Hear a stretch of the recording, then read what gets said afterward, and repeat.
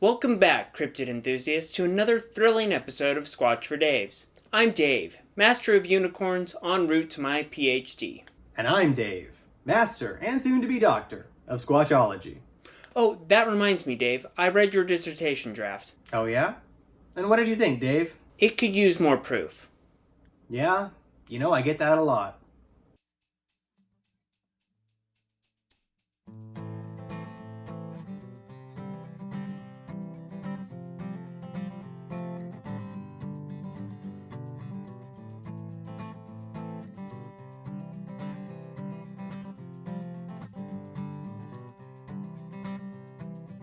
Today we've got something special for all you Bigfoot aficionados out there. That's right. We're honored to have the esteemed members of the Bigfoot Investigation Bureau joining us once again.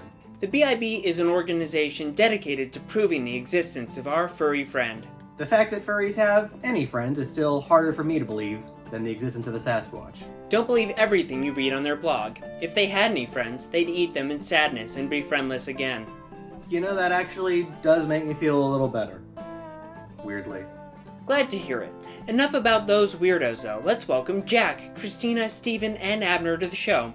Welcome, guys. Glad to have you here. Well, even though you didn't help me clear my name of those unibear whale crimes I was wrongly accused of, our fans still want to know. Jack, what got you into Bigfoot research? It was the will of the Squatches. Seriously? It's the what of the how's that again? As soon as I saw one, I knew it was going to be Bigfoots all the way down for me. I mean, not to brag, but I've had my fair share of encounters. I know what's out there, and I know how to get it, if you know what I mean. Nope. Christina, have you had any encounters?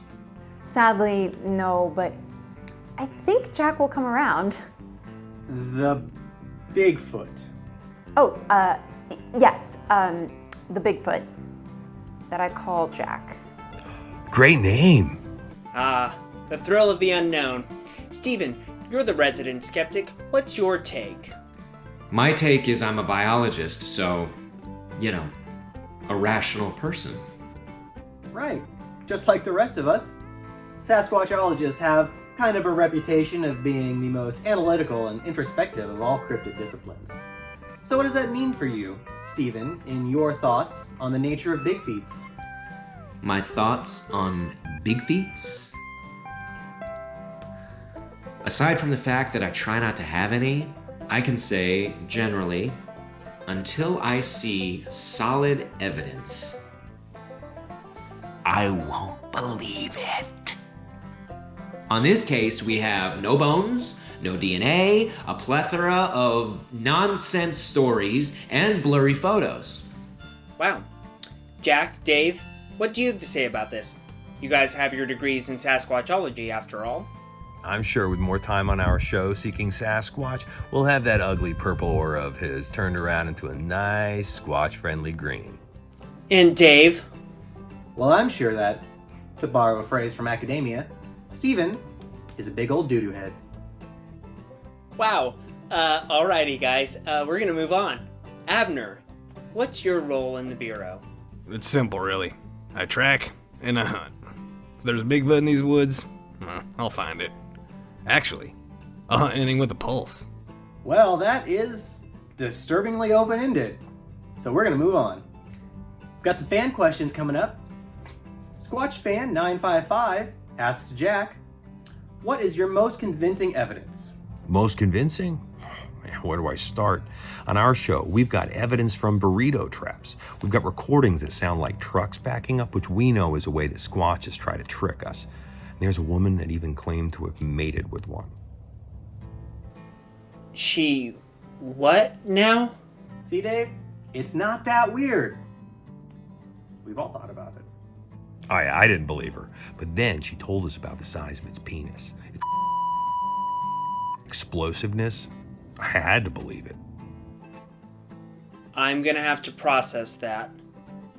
Until then, Steven, if Bigfoot is discovered, what would that mean for science? It would mean that I was wrong. So, in other words, the scientific community would be wrong. So, that's a dumb question because I'm not. Oh, what a moron. But I digress.